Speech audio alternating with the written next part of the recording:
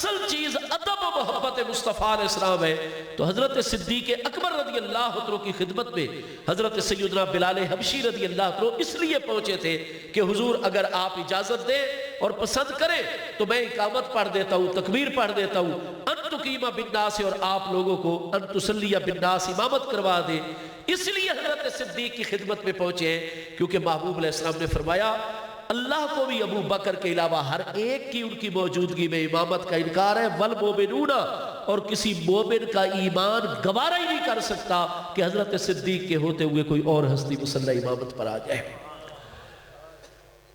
میرے دوستو، محبوب علیہ السلام نے تو اس حدیث صحیح کے اندر جو مسلم شریف، مسند احمد، کتنی کتب حدیث میں صحیح اسناد کے ساتھ ہے، ایمان کا ایک معیار بیان فرما دیا ہے۔ جو حضرت صدیق کو امام نہیں مانتا، مصطفیٰ کریم علیہ السلام اس کے ایمان کا ہی سرے سے انکار فرما دیتے ہیں۔ تو امامت کروا رہے تھے نماز عصر کی اس دن حضرت صدیق اکبر رضی اللہ عنہ۔ ابھی پہلی رکعت کا رکوع آنے کے قریب تھا کہ پیچھے محبوب کریم علیہ السلام کی تشریف آوری ہو گئی تھی۔ تو جیسے ہی محبوب علیہ السلام کی آمد کا پتہ چلا تھا، پچھلی صف والی ہستیوں نے جالو تصفیقہ، خود بھی سمٹ گئے تاکہ محبوب کریم علیہ السلام کی طرف پیٹھ نہ ہو نماز میں۔ نماز میں بھی ادب مصطفیٰ کریم علیہ السلام عملی طور پر کیا جا رہا ہے۔ سمٹ گئے، جہاں محبوب علیہ السلام کی جلوہ گری تھی، پچھلی صفوں کی ہستیاں تمام سمٹ گئی، وہ جالو تصفیقہ، اور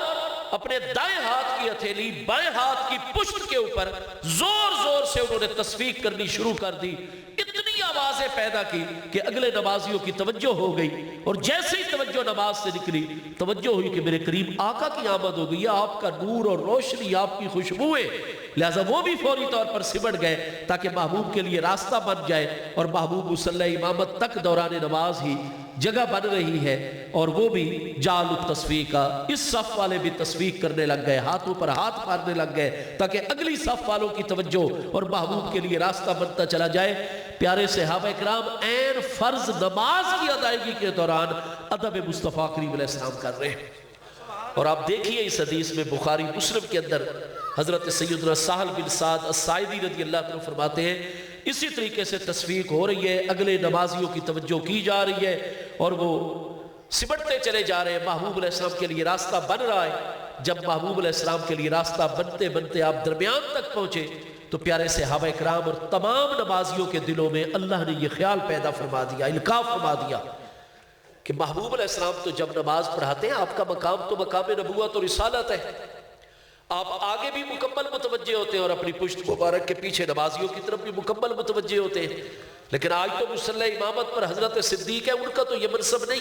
آگے سیدنا سہل اس حدیث کے راوی صحابی رضی اللہ عنہ فرماتے ہیں وَقَانَ أَبُو بَكْرٍ لَا يَلْتَفِتُ يَمِينًا وَشِمَالًا إِذَا صَلَّى،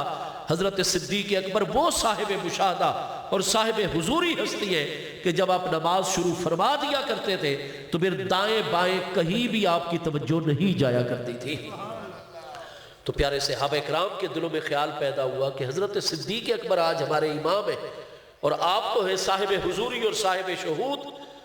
محبوب کی جلوہ گری ہو گئی، اب حضرت صدیق کی توجہ نماز میں سے کیسے نکالیں تاکہ وہ محبوب کا ادب کریں، اور محبوب کی آمد ہو گئی ہے، ہم بھی سمٹتے جا رہے ہیں، راستہ بنا رہے ہیں دوران نماز۔ حضرت صدیق بھی امامت چھوڑے اور دوران نماز مصلی امامت محبوب کے لیے چھوڑ دے تاکہ محبوب مصلی امامت پر پہنچے۔ ہم میں سے کسی کی پشت محبوب کی طرف نہ ہو، حسب معمول محبوب کی پشت انوری ہم غلاموں کی طرف ہونی چاہیے۔ لہٰذا جیسے یہ خیال آیا بخاری مسلم کے اندر ہے فَأَكْثَرُ التَّصْفِيقَ، پہلے الفاظ ہے جَعَلُ التَّصْفِيقَ، انہوں نے تصفیق کی تھی، کرنے لگ گئے تھے، لیکن اب اس خیال کے آنے کے بعد اکثر التسبیح، اتنی کثرت کے ساتھ انہوں نے دائیں ہاتھ کی ہتھیلیاں اپنے بائیں ہاتھوں کی پشتوں پر ماری، اتنی مسجد شریف میں آواز دوران فرض نماز پیدا کی کہ اس دن حضرت صدیق اکبر کی توجہ بھی انہوں نے نماز میں سے باہر نکال لی۔ تو نماز تو کوئی پڑھ رہا ہو تو اس کو خلل ڈالنا تو جائز نہیں، قرآن پاک میں تو وعید موجود ہے۔ ایک بہت بڑے کافر کی مذمت کرتے ہوئے اللہ پاک نے ارشاد فرمایا کہ آپ نے اس کو دیکھا ہے یَنْہَا عَبْدًا اِذَا صَلَّى، کہ جب میرا عبد محبوب نماز پڑھ رہا ہو تو وہ آ کر اس میں رکاوٹ پیدا کرتا ہے۔ نمازی کے نماز میں خلل ڈالنا जायज़ नहीं होता। हुजूर अमीरुल मोमिनीन मौला मुस्लिमीन इमामुल औलिया सैयदना मौला मुर्तज़ा कर्रमल्लाहु ताला वजहुल करीम नमाज फजर पढ़ा चुके हैं जामे मस्जिद कूफा में। एक शख्स आया जो जमात से रह गया था, उधर सूरज निकल रहा है और उसने नमाज की नीयत बांध ली। आपके शागिर्दों ने चाहा कि इस बंदे को नमाज से निकाल दे बाहर। हुजूर ने फरमाया नहीं, इसको नमाज बाद में इसको मसला बताते हैं, ये कज़ा की नीयत से दोबारा नमाज पढ़ लेगा, लेकिन नमाज में खलल न डालो, कहीं हम भी जनहा अब्दन इज़ा सल्ला की वईद में न दाखिल हो जाए। लेकिन हजरात अहले बैत अत्हार, हजरात सहाबा किराम की हस्तियों का मज़हब क्या है? हजरत सिद्दीक़ अकबर जैसी हस्ती इमामत करवा रहे हो, हालत नमाज में हो, और नमाज भी पांचों नमाजों में सबसे बड़ी सलात मुस्ता और सबसे अफजल और अहम तरीन नमाज हो, और उधर महबूब अलैहिस्सलाम के अदब के तकाजे पैदा हो जाएं, तो वो इतनी तस्फीक करते हैं और चाहते इस तस्फीक और आवाज़ें बुलंद करने से ये चाहते हैं कि हजरत सिद्दीक़ जैसी हस्तियों की भी नमाज से तवज्जो बाहर आए, ताकि अदब मुस्तफ़ा करीम अलैहिस्सलाम हो जाए। चुनांचे इतनी तस्फीक की कि हजरत सिद्दीक़ अकबर की तवज्जो भी इधर मबजूल हुई, और जैसे ही तवज्जो में आया कि मेरे प्यारे महबूब की जलवागरी हो गई, नाकासा अबू बकर अला के बई है, हजरत सिद्दीक़ अकबर हालत नमाज में अपनी एड़ियों के बल बैक और वापस चल पड़े ले यसल सफ़ा, ताकि आप पिछली सफ पर आ जाए और महबूब अलैहिस्सलाम के लिए मुसल्ला इमामत दौरान नमाज खाली कर दे। अब ये सब नमाज में अदब मुस्तफ़ा अलैहिस्सलाम आ रहा है। कितने लोगों ने किताबें लिखी और बताया कि नमाज में महबूब अलैहिस्सलाम की तरफ हिम्मत और सरफे हिम्मत और तवज्जो अगर आप फेरेंगे तो ये शिर्क भी होगा और नमाज भी फासिद होगी। हाँ जी। और हजरात अहले बैत अत्हार, हजरात सहाबा किराम, वो सिर्फ सरफे हिम्मत नहीं, तवज्जो नहीं, वो अपनी तवज्जो भी जानबूझकर नमाज से निकाल कर अदब मुस्तफ़ा करीम अलैहिस्सलाम में लगाए हुए सिमट रहे हैं। अदब मुस्तफ़ा अलैहिस्सलाम में अमली तौर पर तस्फीक करके अगले नमाजियों को भी नमाज में से मुतवज्जे कर रहे हैं अदब मुस्तफ़ा अलैहिस्सलाम की तरफ। और इमाम साहिब शहूद और हुजूरी हस्ती है, तो इतनी कसरत से आवाजें पैदा करते हैं हाथों से हाथ टकराने की कि हजरत सिद्दीक़ जैसी हस्ती की भी नमाज से तवज्जो निकाल कर अदब मुस्तफ़ा करीम अलैहिस्सलाम की तरफ लगा देते हैं। हमारे मशाइख अल्लाहु अकबर या रसूल अल्लाह सल्लल्लाहु अलैहि वसल्लम हक जारिया नारे हैदरी या इली। हमें हजरात अहले बैत अत्हार रिदवानुल्लाह ताला अलैहि अजमईन, हजरात सहाबा किराम रिदवानुल्लाह ताला अलैहि अजमईन की इत्तिबा और पैरवी का हुक्म कुरान पाक ने दिया है। आमिनू कमा आमनन नास। हाँ जी। तो हमारे मशाइख चिश्तिया रिदवानुल्लाह ताला अलैहि अजमईन खुसूसन इश्क़ मुस्तफ़ा करीम अलैहिस्सलाम का दर्स क्यों इतना देते हैं? महबूब करीम अलैहिस्सलाम की तरफ रात दिन मिशन बनाया हुआ है कि महबूब करीम अलैहिस्सलाम का इश्क, महबूब अलैहिस्सलाम की मोहब्बत, महबूब अलैहिस्सलाम की अकीदत दिलों में रास्ते की जाए। क्योंकि हजरात अहले बैत अत्हार की करीम हस्तियों का और सहाबा किराम की मुबारक हस्तियों का मज़हब यह हालत नमाज में हस्तियां खड़ी हो, मस्जिद नबवी शरीफ जैसा मुबारक मकाम हो, पांचों नमाजों में सबसे बड़ी फर्ज नमाज हो और अदब महबूब के तकाजे आ जाए, तो नमाज से तवज्जो अगर हटाने की जरूरत पड़े अदब महबूब को कायम करने के तकाजों के पेश नजर, तो हम नमाजी की नमाज से तवज्जो हटाएंगे, लेकिन अदब मुस्तफ़ा अलैहिस्सलाम में कोई कमी नहीं आने देंगे। हजरत सिद्दीक बैक चल पड़े ताकि पिछली सब महबूब अलैहिस्सलाम की तवज्जो हुई कि जब से हमारी आमद हुई नमाजियों की तवज्जो नमाज से निकल गई है, सिमट रहे हैं हमारी ताज़ीम में, हमारे लिए रास्ता बना रहे हैं, अगलों की तवज्जो निकाल रहे हैं। और अब इमाम साहिब हजरत अबू बकर सिद्दीक जो हमारे हुक्म पर इमामत करवा रहे हैं, वो भी मुसल्ला छोड़कर हमारे अदब में पीछे हो रहे हैं। तो महबूब अलैहिस्सलाम ने अशारा इलैहि है, उनकी तरफ इशारा भी फरमाया, वक़ाला और ज़ुबान अक़दस से भी हुक्म इरशाद फरमाया, अनिस्बत या अबा बकर, प्यारे अबू बकर आप अपनी जगह पर साबित रहे, इमामत करवाते रहे। तमाम अंबियाए किराम का इमाम में अल्लाह का प्यारा महबूब आज आपके पीछे आपका मुक्तदी बन के नमाज पढ़ने के लिए तैयार हो। अनिस्बत या अबा बकर, हजरत सिद्दीक अकबर का कितना बुलंद मकाम है। हुजूर सय्यदुल अंबियाए वल मुरसलीन खातमुन नबिय्यीन इमामुल अंबियाए वल मुरसलीन अलैहि तहियात व तस्लीम, आप जैसी करीम हस्ती हजरत सिद्दीक अकबर की इमामत के ऊपर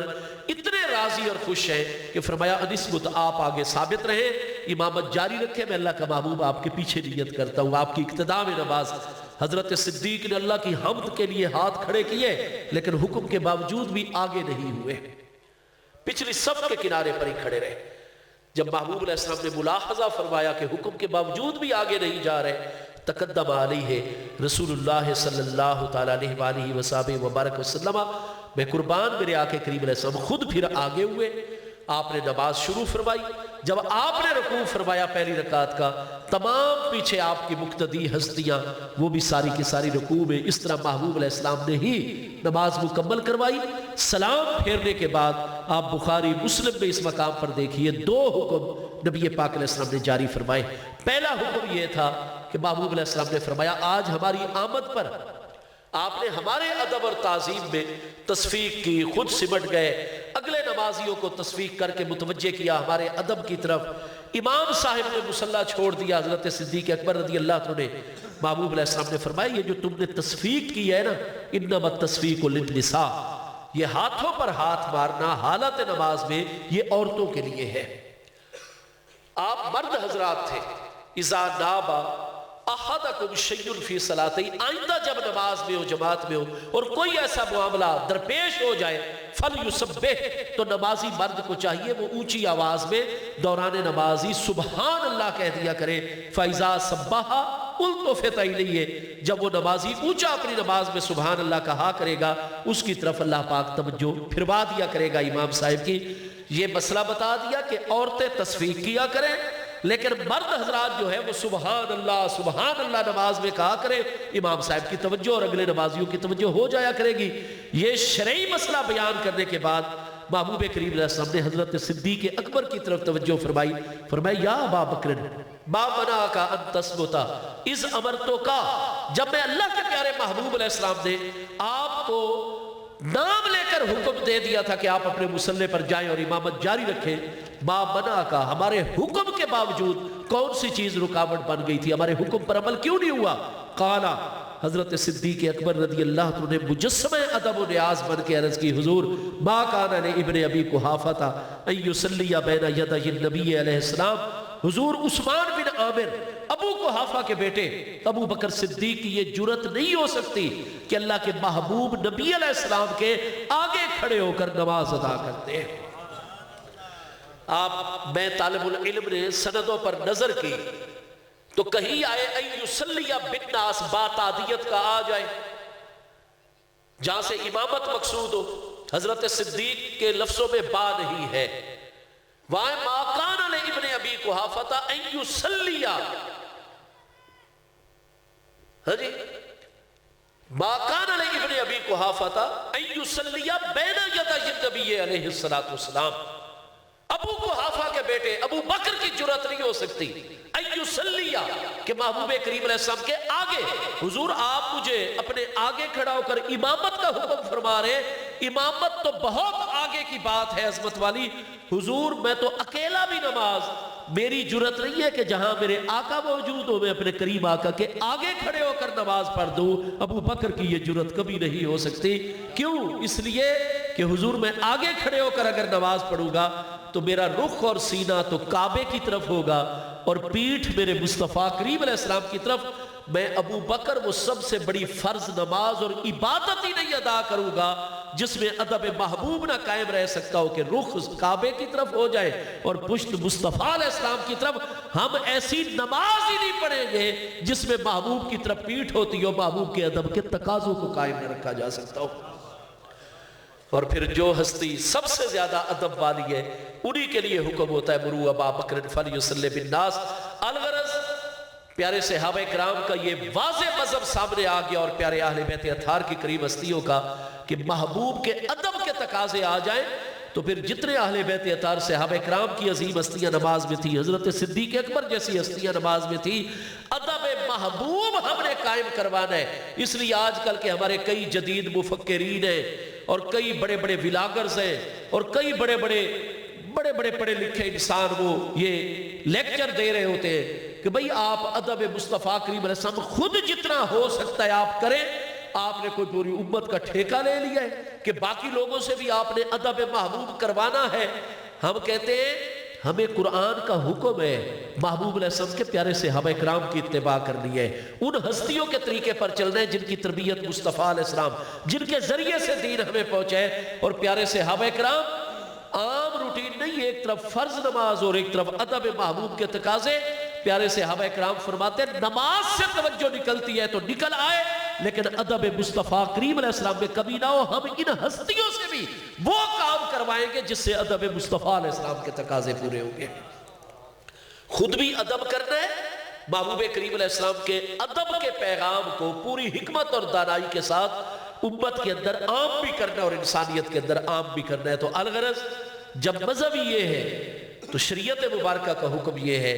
کہ نماز میں نمازی ہو، محبوب علیہ السلام کا بلاوا آ جائے۔ قرآن فرماتا ہے استجیبوا، چنانچہ سیدنا ابو سعید ابن معلہ رضی اللہ عنہ فرماتے ہیں کنت اصلی، میں نماز میں تھا اور میرے آقا کریم علیہ السلام نے کرم فرمایا، نام لے کر مجھے بلا لیا، لیکن مجھے ابھی مسئلے کا علم نہیں آیا تھا، درجہ بدرجہ میں علم حاصل کر رہا تھا۔ فرمایا جیسے ہی میرے کریم آقا نے مجھے بلایا میں سمجھ تو گیا کہ میرے کریم آقا نے کرم نوازی فرمائی، مجھے طلب فرمایا، یاد فرمایا، لیکن فوراً میں اس نتیجے پر پہنچا کہ نماز تو سب سے بڑی جسمانی عبادت ہے، اور نماز اللہ کریم کی بارگاہ کی حاضری ہے، اور اللہ کریم کی بارگاہ بڑی بارگاہ ہے، لہذا جلدی سے یہی رکعات جن کی میں نے نیت کی ہوئی ہے یہ رکعات جلدی سے مکمل کرتا ہوں، سلام پھیرتے ہی کوئی دوسرا کام نہیں کروں گا، جلدی سے یہی رکعات مکمل کر کے بس سلام پھیرتے ہی کریم آقا جہاں جلوہ گر ہیں آپ کے قدموں میں حاضر ہو جاؤں گا۔ لہذا جلدی جلدی نماز صرف وہی رکعتیں مکمل کی اور سلام پھیرتے ہی دوڑ پڑے اور محبوب کریم علیہ السلام کے قدموں میں حاضر ہو گئے۔ لبیک و سعدیک یا رسول اللہ، میرے آقا سب کچھ حضور کے قدموں پر قربان، میں ابو سعید ابن معلہ غلام حاضر ہوں، مجھے حضور نے یاد فرمایا تھا۔ محبوب علیہ السلام نے توجہ فرمائی، فرمایا ابو سعید ابن معلہ ہم نے آپ کو تھوڑی دیر پہلے طلب کیا تھا، تھوڑی دیر پہلے بلایا تھا، اور آپ یہ منٹ دو منٹ کی تاخیر کر کے آئے ہو۔ قال کنت اصلی یا رسول اللہ، عرض کی حضور مجھ پر ناراض نہ ہو، میری مجبوری یہ تھی، عذر یہ تھا، کنت اصلی میں نماز پڑھ رہا تھا، حالت نماز میں تھا۔ تو ہمارے پیارے آقا کریم علیہ السلام اس عذر کو قبول فرما لیتے ہیں اور فرماتے کہ ہماری آمد کا مقصد یہ ہے کہ بندے کا تعلق اللہ پاک کی بارگاہ سے مضبوطی کے ساتھ جوڑ دیا جائے، اور بارگاہ خداوندی سے تو تعلق قائم ہوتا ہے، اس کی بارگاہ میں آنے جانے، حاضری لگوانے، نماز سب سے بنیادی چیز ہے، لہٰذا شاباش عطا فرماتے کہ ٹھیک ہے آپ اپنا مقصد حیات پورا کر رہے تھے، ہمارا مقصد آمد کا بنیادی ترین معاملہ پورا کر رہے تھے، ٹھیک ہے آپ نماز اب فلاں کام ہے کر کے آئیں۔ نہیں، محبوب علیہ السلام نے عذر قبول نہیں فرمایا، بلکہ جیسے ہی حضرت ابو سعید ابن معلہ نے عرض کی حضور کنت اصلی، میری مجبوری یہ تھی کہ میں نماز پڑھ رہا تھا، محبوب کریم علیہ السلام نے فرمایا الم یقل اللہ، یہ نماز والا عذر جو آپ پیش کر رہے ہیں ابو سعید، کیا اللہ پاک میری بارگاہ اقدس کے متعلق قرآن میں تمہیں حکم نہیں ارشاد فرماتا استجیبوا للہ وللرسول اذا دعاکم، این حالت نماز میں ہو دعاکم، میرے محبوب علیہ السلام بلائیں، استجیبوا، مجھ اللہ پاک کی فرض نماز اسی لفظ پر روکو اور پہلے میرے محبوب علیہ السلام کی بارگاہ اقدس میں حاضر ہو جاؤ۔ عرض کی حضور آج مجھے معاف فرما دے، لن اعود بعد، دوبارہ ایسا نہیں ہوگا، عین سجدے میں ہوگا اور مسرور تسبیح سبحان ربی العالی، سبحان ربی تک پہنچا ہوگا، العالی پڑھنا ہوگا کہ حضور کا بلاوا آئے گا، نماز اسی لفظ پر روکوں گا اور حضور کے قدموں میں حاضر ہو جاؤں گا۔ جامع ترمذی مسند احمد میں کہ حضرت ابی ابن کعب انصاری سب سے بڑے قاری قرآن کے ساتھ بھی یہ واقعہ پیش آیا تھا، اور محبوب نے ان کے سامنے بھی سورہ انفال کی یہ آیت نمبر 24 کے مبارک الفاظ پڑھے تھے، اور انہوں نے بھی عرض کی تھی حضور آئندہ ایسا نہیں ہوگا، نماز میں ہوگے حضور کا بلاوا آئے گا فوراً۔ تو محبوب کریم علیہ السلام کا ادب اور عقیدت مصطفیٰ علیہ السلام کے بغیر کوئی عبادت نماز نہیں ہے، عبادتیں اس وقت تک مقبول ہیں جب تک ادب مصطفیٰ کریم علیہ السلام ہے۔ محبوب علیہ السلام کا قرب اور محبوب علیہ السلام کی رضا اللہ کا قرب اور رضا ہے، اور محبوب سب سے زیادہ راضی کس پہ ہوتے ہیں؟ جو محبوب علیہ السلام کو یاد بھی رکھتا ہے، محبوب سے اپنا تعلق بھی غلامی والا مضبوط، اور محبوب علیہ السلام کے دین متین کی خدمت بھی کرتا ہے۔ قرآن پاک میں بھی اللہ پاک نے یہ اصول عطا فرمایا، یہی حکم ہے ان تنصروا اللہ ینصرکم، ان تنصروا اللہ ینصرکم، اگر تم اللہ تعالیٰ کے دین کی مدد کرو گے، یہاں حذف مضاف سے کام لیا گیا ہے، اس میں جلالت سے پہلے کلمہ مضاف جو دین ہے وہ یہاں مقدر موجود ہے. ان تنصروا اللہ اے ان تنصروا دین اللہ، تم جتنے میرے پیارے محبوب نبی علیہ السلام کے امتی اور غلام ہو، اگر تم اللہ کے دین کی مدد کرو گے ینصرکم اللہ، اللہ پاک تمہاری مدد فرمائے گا. اللہ پاک کی مدد اور نصرت حاصل کرنے کا جو سب سے بڑا ذریعہ ہے وہ اللہ تبارک و تعالیٰ کے دین، محبوب کریم علیہ السلام کے دین متین کی حفاظت، دین متین کی خدمت، یہ اللہ پاک کی مدد کو حاصل کرنے کا ذریعہ ہے. اس لیے ہمارے پیارے آقا کریم علیہ التحیات و تسلیم کی مبارک بارگاہ اقدس میں سب سے بڑا مقام قرب انہی ہستیوں کا ہے جنہوں نے دین متین کی جتنی زیادہ خدمت کی ہے. اور چونکہ دین 3 چیزوں کے مجموعے کا نام ہے، آپ کتاب الایمان بخاری مسلم میں حضرت امیر المومنین عمر رضی اللہ تعالیٰ اور 3 دیگر اکابر ہستیوں سے مروی حدیث صحیح ہے، جب جبریل امین علیہ السلام آپ انسانی صورت میں حاضر ہوئے تھے اور اخبرنی عن الایمان، اخبرنی عن الاسلام، اخبرنی عن الاحسان، ایمان کے متعلق تو محبوب علیہ السلام نے عقائد ارشاد فرمائے. اسلام کی بات ہوئی تو آپ نے ارکان دین اور اعمال ارشاد فرمائے. احسان کا معاملہ آیا تو محبوب علیہ السلام نے تزکیہ باطن کی بات ارشاد فرمائی، ان تعبد اللہ کانک تراہ، مشاہدہ حق کی بات فرمائی. نتیجہ یہ ہے کہ یعلمکم دینکم، حضرت جبریل علیہ السلام اس لیے آئے تھے تاکہ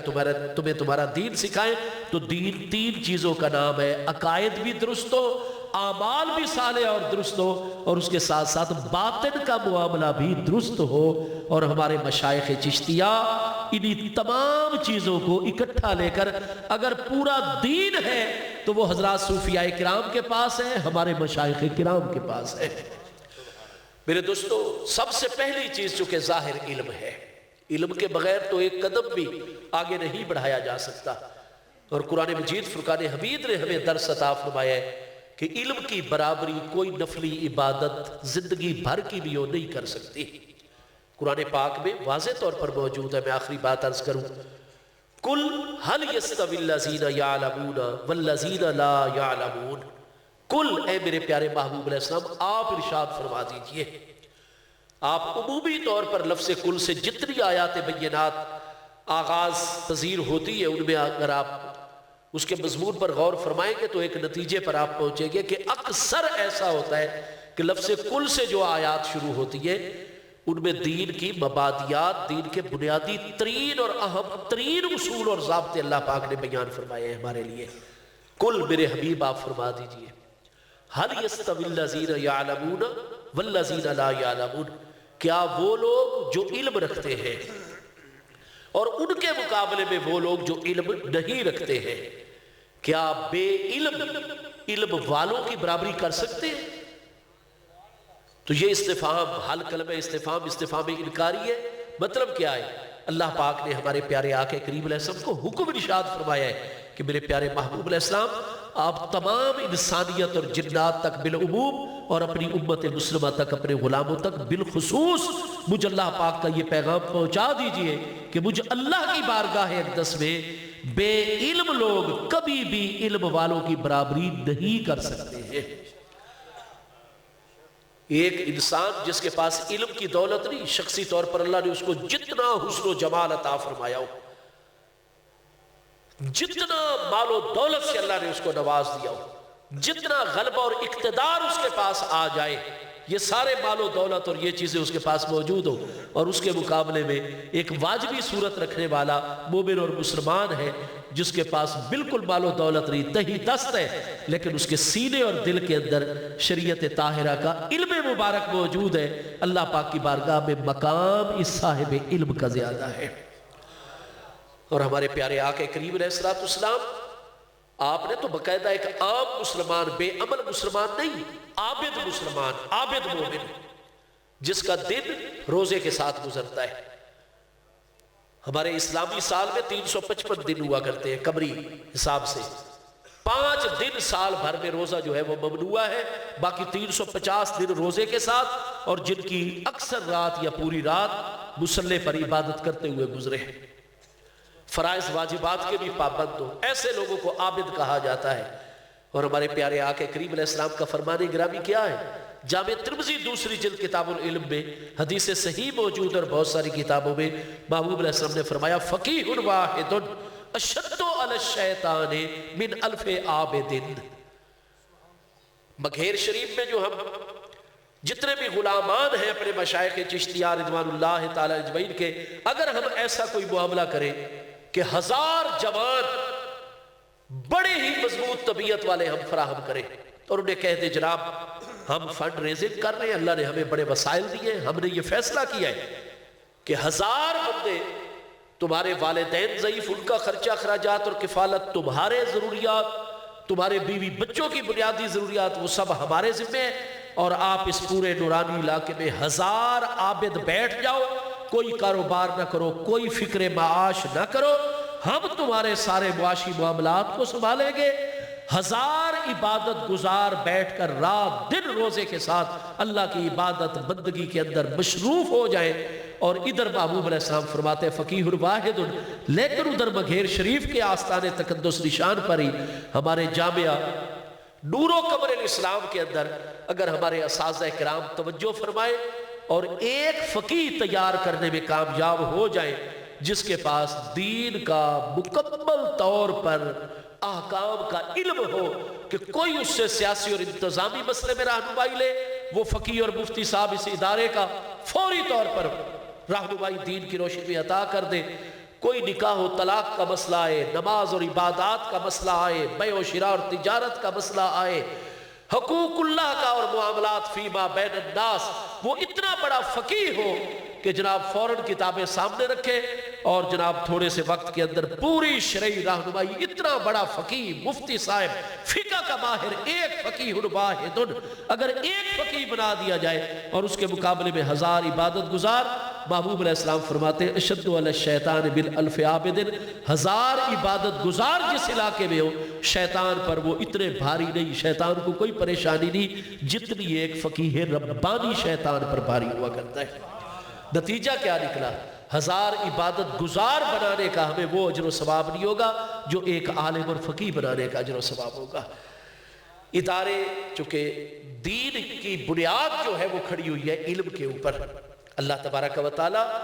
ہمارے اس مرکز منور کو ہمیشہ قائم و دائم رکھے، اللہ اس ادارے کو کامیاب رکھے، یہاں کے فیضان کو عام سے عام فرمائے. وما علیہ الا البلاغ. ماشاءاللہ، الحمدللہ.